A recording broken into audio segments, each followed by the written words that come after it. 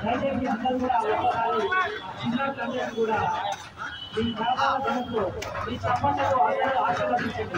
ఒక్కసారి అమ్మలు అక్కలు చెల్లెళ్ళు ఇద్దరు కూడా ఒక్కసారి